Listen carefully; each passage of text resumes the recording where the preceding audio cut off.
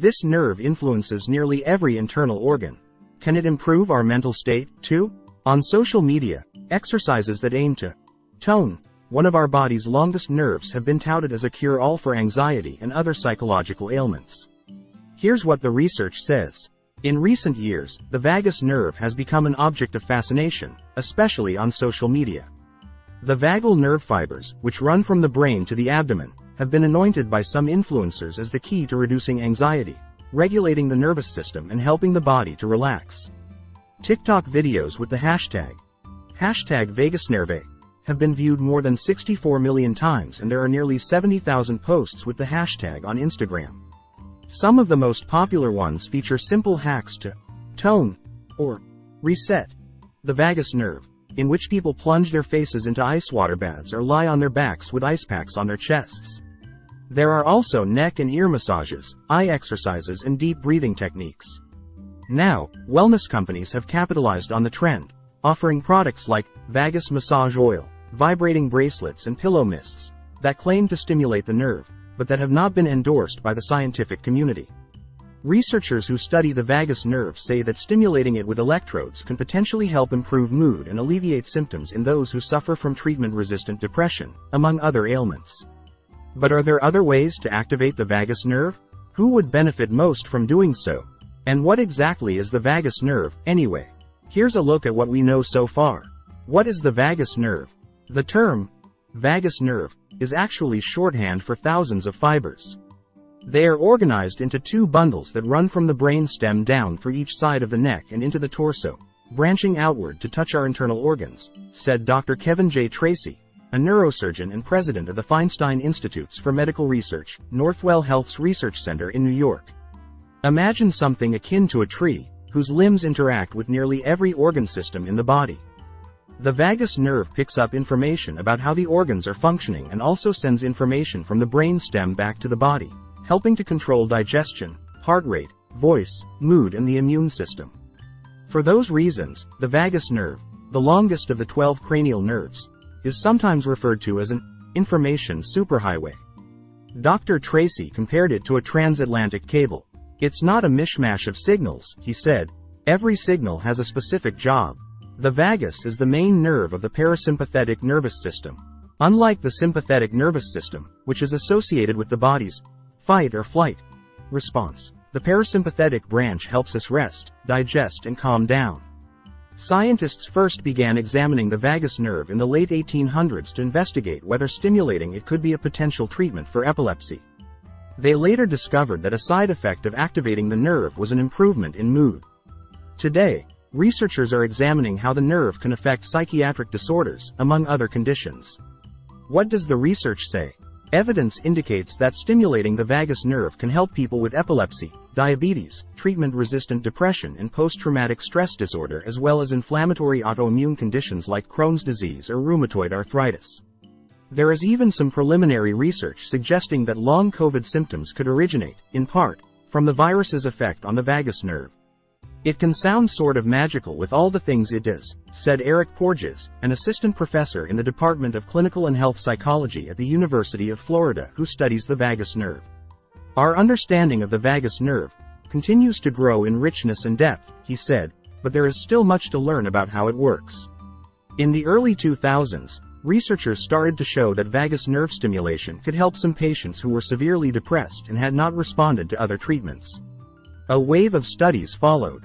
By 2005, the Food and Drug Administration had approved implantable pulse-generating devices that sent electrical signals to the vagus nerve, for use in patients with treatment-resistant depression. Similar devices have also been approved for obesity, to help control feelings of hunger and fullness, and for the treatment of epilepsy. The downside of these devices, however, is that the surgery is expensive and it can take months, and sometimes as long as a year, to have an effect. Researchers are now recruiting patients for the largest clinical trial to date examining to what degree vagus nerve stimulation may help patients with depression who have been unable to find relief with other treatments. The device may be especially helpful for those with bipolar depression because so few treatments exist for them, said Dr. Scott Aronson, one of the senior psychiatrists involved in the clinical trial and the chief science officer of the Institute for Advanced Diagnostics and Therapeutics, a center within the Shepherd Pratt Psychiatric Hospital that aims to help people who have not improved with conventional treatments and medications. In general, one of the problems with treating depression is that we've got a lot of medications that pretty much do the same thing, Dr. Aronson said. And when patients do not respond to those medications, we don't have a lot of novel stuff. Implanted vagus nerve stimulation isn't currently accessible for most people, however, because insurers have so far declined to pay for the procedure, with the exception of Medicare recipients participating in the latest clinical trial. Dr. Tracy's research, which uses internal vagus nerve stimulation to treat inflammation, may also have applications for psychiatric disorders like PTSD, said Dr. Andrew H. Miller, the director of the Behavioral Immunology program at Emory University, who studies how the brain and the immune system interact, and how those interactions can contribute to stress and depression. PTSD is characterized by increased measures of inflammation in the blood, he said, which can influence circuits in the brain that are related to anxiety. In one pilot study at Emory, for example, researchers electronically stimulated the neck skin near the vagus in 16 people, 8 of whom received vagus nerve stimulation treatment and 8 of whom received a sham treatment. The researchers found that the stimulation treatment reduced inflammatory responses to stress and was associated with a decrease in PTSD symptoms, indicating that such stimulation may be useful for some patients, including those with elevated inflammatory biomarkers.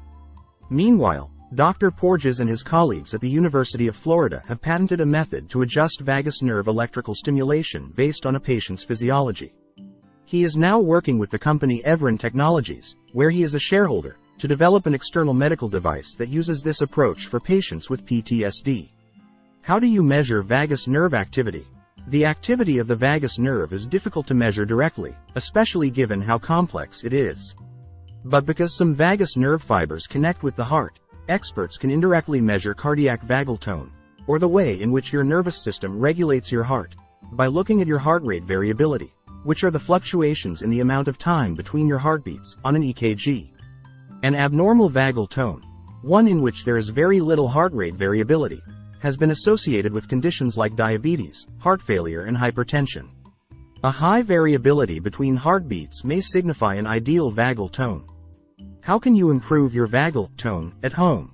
Holding your breath and submerging your face in cold water can trigger the diving reflex, a response that slows the heartbeat and constricts blood vessels. Some people who have tried it report that it has a calming effect and can even reduce insomnia. Others wrap an ice pack in cloth and place it on their chest to relieve anxiety. These specific exercises haven't been sufficiently studied as methods for controlling anxiety or depression, so it is difficult to know if they work, or if they do, how well. Even so, some experts say they're worth a shot. It's certainly one of the more benign things you can do, Dr. Aronson said. But Dr. Tracy urged caution, adding that it's difficult to properly assess the risks and benefits without clinical data. I would not advise anyone to do any intervention without checking with their physician, he said. For wellness, try to maintain high vagus nerve activity through mindfulness, exercise and paced breathing, Dr. Tracy said. These are all very good for you.